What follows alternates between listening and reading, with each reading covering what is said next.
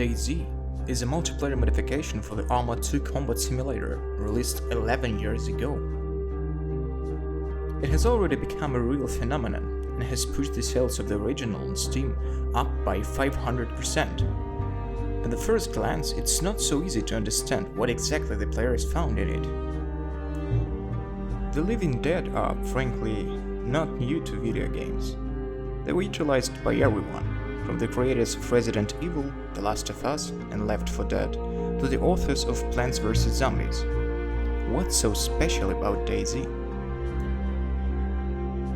The majority of players apparently are so used to corridor shooters and scripted roleplay that DayZ became a real revelation to them. The huge space of Chernarus, complete freedom of action, and most importantly, history are the major pros. Most of the YouTube videos about DayZ are devoted to players' experiences that remain in the form of memories and stories. All these collective photos by the fire, tales of those who have become accustomed to the role of doctor saviors, unexpected meetings and their outcomes, all that stuff is not forced by the scriptwriters and designers in any way. As already mentioned, players can survive both solo and in cooperation with other survivors. But at any time such an alliance can turn into a shootout, on a condition that you play with random people. Do not forget about the zombies that will rapidly chase careless and noisy players. You can find canned food in houses and shops, and in lakes and ponds, refill a flask with fresh water. Weapons and ammunition are sometimes found in rural barns, and medicines and blood supplies for transfusions are sometimes found in city hospitals. It's even possible to repair a vehicle, a pickup, a truck, or even a bus. But in order to fix a car stranded on the sidewalk, you'll have to spend a ton of time looking for parts, wheels, scrap metal, and gasoline.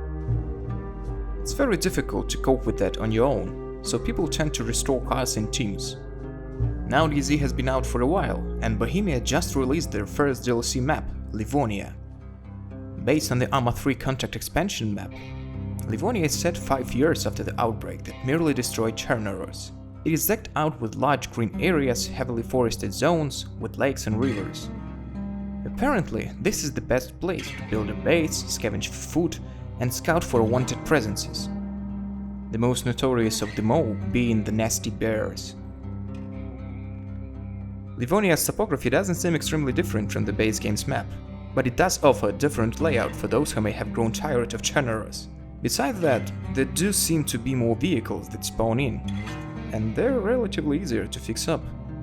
The weather conditions have also been updated, with the addition of a dynamic weather change with spectacular flashes of lightning. As for the gameplay itself, the differences are minimal, but it's still better than running across the same map for 5 years straight. Unfortunately, DayZ Livonia does not give you a map to see what you have explored, or a compass to inform you of the direction you are facing or heading in. Many times I saw myself turn around and visit in places I have already seen in Livonia's Sea of Green. One Livonia's addition that deserves certain praise is the sense of atmosphere. When you enter the map's dilapidated towns, you'll frequently hear the creepy moans of zombies, if you don't see them first. Just as in the base game, there is a full day-night cycle at play, and the nights are pitch black. DayZ, and especially its Livonia DLC, is a new Wild West where romantic adventurers, conquerors of nature, and snarling zombies are rushed, along with bandits and notorious thugs.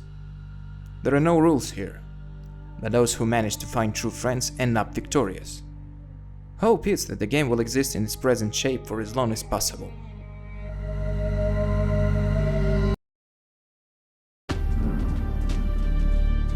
It's time for players to once again get lost in the post-apocalyptic world of DayZ. Welcome to a country reclaimed by nature. Welcome to Livonia. This landlocked state, or more precisely, the southern rural Topolin Nadbur region, comprises lush green landscapes, dense forests, overgrown fields, winding rivers, serene lakes, dilapidated structures, and various remnants of an abandoned society. And at 163 square kilometers, players should stumble upon each other more frequently than in the past. But this new topography won't be the only change of pace for players.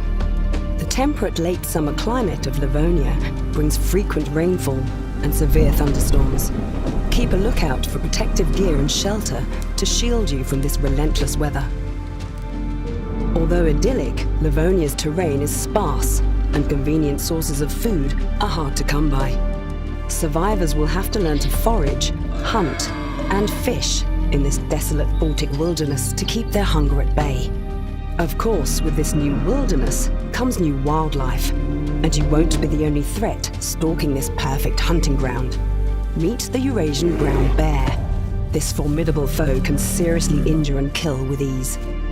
Watch out. We welcome you to try your hand at survival in this post-apocalyptic terrain. So stop by, take in the views, find your bearings, live off the land,